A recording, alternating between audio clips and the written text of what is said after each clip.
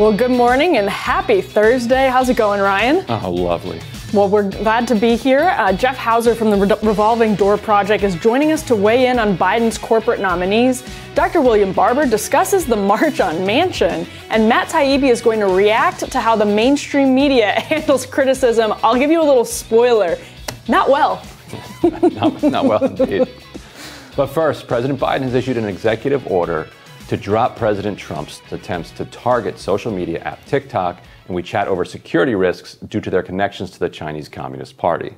On Wednesday, Biden said the Department of Commerce will conduct its own review of the apps which have ties to the Chinese regime. Emily, what do you make of this?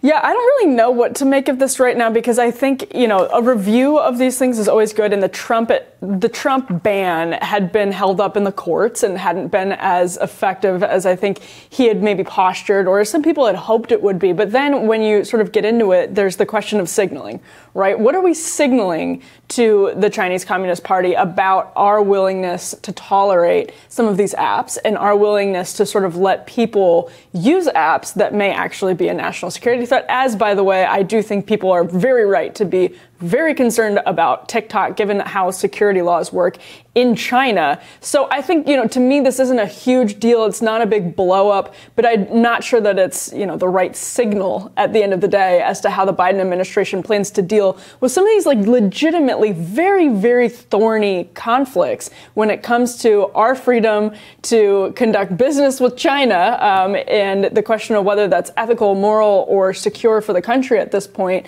and then our freedom to use those apps. They're bumping right up into legitimate national security concerns. So I'm not sure that this is a hopeful signal, but I also don't think it's the end of the world. Right. And it's a hard conversation to have in the United States because the United States doesn't have clean hands on this question. As long as the U.S. allows Silicon Valley to kind of monopolize the tech industry and run rampant and collect unlimited amounts of data. And as we learned from the Snowden leaks, there's all sorts of relationships between the NSA, the U.S. government, and Silicon Valley, where they're building backdoors, and they say they're doing less of that, but we don't know. Right. The NSA has an incredible amount of offensive cyber power, and they are constantly working with Silicon Valley on this sort of thing. And so whenever you criticize the Chinese government or Chinese apps, and particularly TikTok, you run into the question, well, what about the United States? But it's okay to say that multiple things are wrong at the same time. And it's okay to say that some things may be even more dangerous than other things, and that security protocols on TikTok might actually be even worse, believe it or not, than on some other Silicon Valley-based apps, particularly because of what that company is able to do with the information and how much it actively and willingly shares with the CCP. Right. Well, a spokesperson at the Chinese Commerce Ministry called the move, quote, a positive step in the right direction. That's probably not a good point for Biden. He went on to say that he's hopeful that, quote, the U.S. will treat Chinese companies fairly and avoid politicizing economic and trade issues.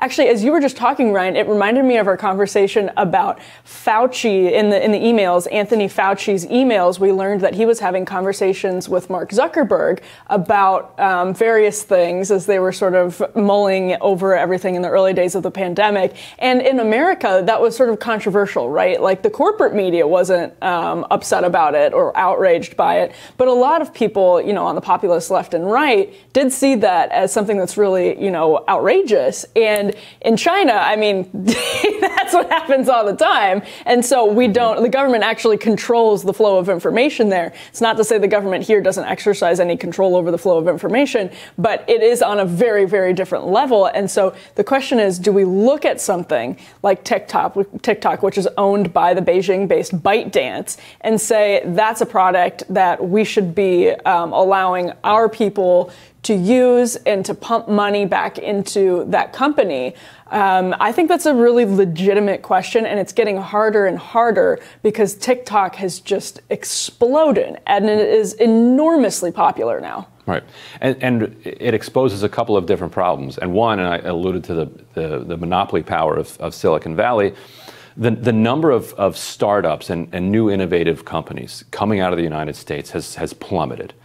And that's because you now have just a handful of tech companies that whenever they see any type of startup, even thinking about coming up with something interesting, those tech companies go out and they buy out that company. They acquire those engineers. They either lay them off or they stick them on the top of the roof, or they'll sometimes buy them just to kill them. Like we would rather that you don't exist and that we just kind of buy you out and you go do and you can't do anything else for a while.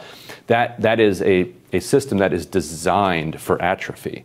And it assumes that the best we're ever going to get on social media is Facebook and Google and WhatsApp, which is absurd. Of course, when Microsoft and Windows tried to do the same thing in the 1990s, that was finally broken up. Imagine if we just still had the 1990s Microsoft still dominating everything. China would have come in, and so at the time, there wasn't enough global competition.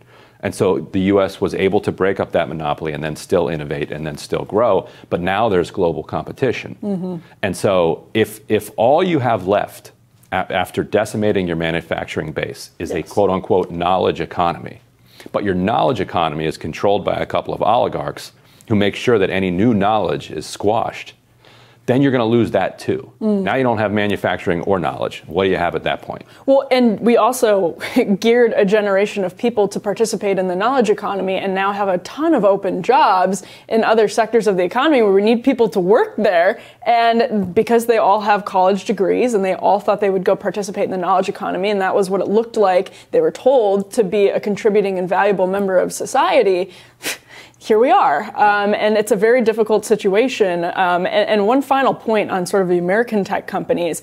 We saw again this week, Google finally did something right and didn't give over journalists' emails to the government and to the DOJ. And that's great news. That's the difference, at least right now, between our country and China, where that wouldn't have even been a problem, right? Like that's sort of exactly the thing we're talking about here with TikTok. When the government asks for somebody's private data, the company gives it to the government. It's not really an option. You can't say, oh no, but our terms of use, et cetera, et cetera. So I guess if we're to find the silver lining, at least Google didn't, hand everything over to the DOJ from journalists' personal emails this week. If there's any happiness to be found in this sad week of news, it feels like crumbs, but yeah, it's not nothing. I'll take crumbs. Yeah. Well, we'll tell you what's on our radars next.